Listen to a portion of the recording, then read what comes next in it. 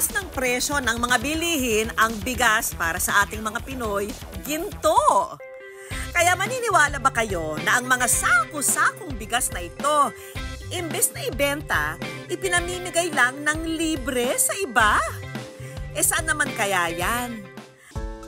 Nakilala namin ang mga Chung, isang Filipino-Korean family mula sa Angeles City, Pampanga. Ang Pinay na si Cesnanda at Koreano nitong asawa na si Jong-soo.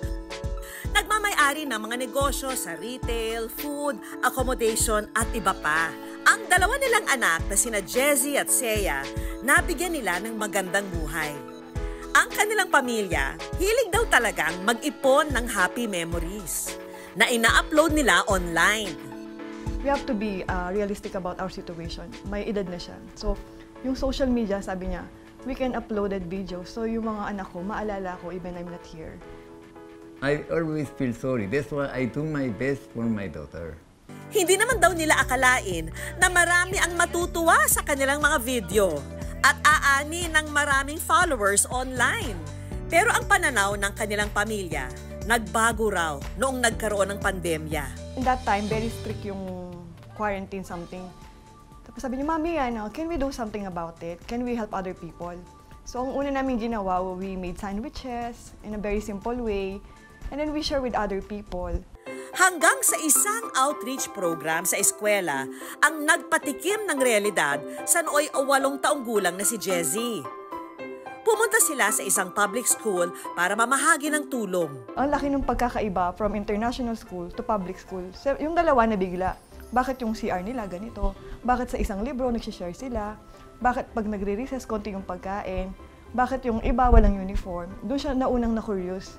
They have to suffer in the heat for a while. I don't have to worry about break, if I have food or not. But when I sat in there,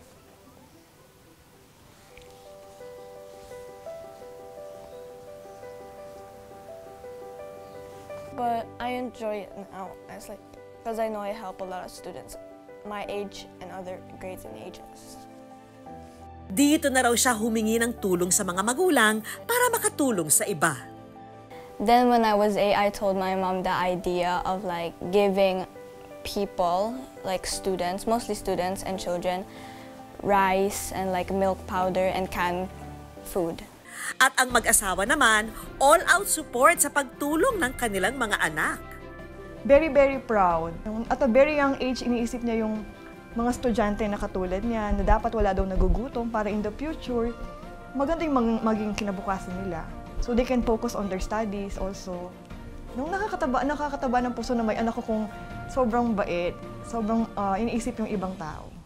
Mula noon, kada buwan ng araw kung mag-donate ang pamilya Chung sa mga public school. Kahit pa raw mula sa sarili nilang bulsa, tinuloy-tuloy nila ang ganitong panata. Hanggang maging ang kanilang mga follower, nahikayat na rin tumulong. It's every month, it's okay. But now, it looks like every week. So, when they go to the other school, they absent to their school. Oo.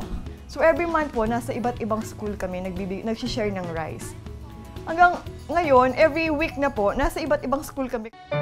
Pero ang talaga raw hugot ng pamilya sa pagtulong, ang hirap din na naranasan mismo ni Ces sa buhay.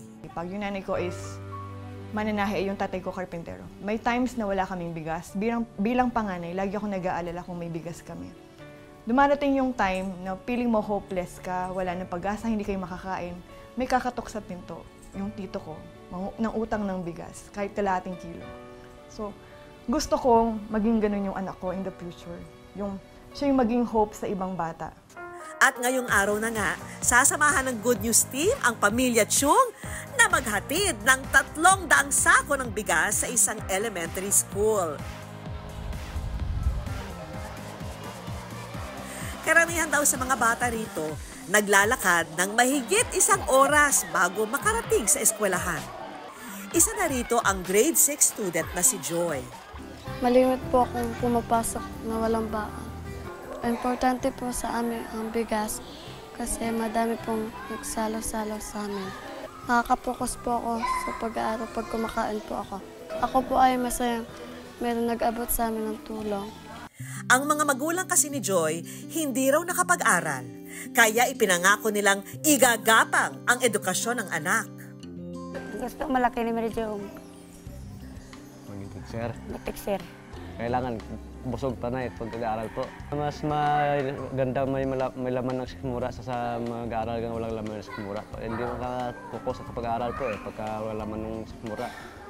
Malaki ang pagpapasalamat ng eskwelahan sa muling pag-aabot ng tulong ng pamilya Chung. Pero yung bigas kasi, lalo na malayo kami sa bayan, napakalaking tulong. Wala sa edad ang kapasidad na tumulong. Maliit man ito o malaki. Ang mahalaga, ito ay galing sa puso.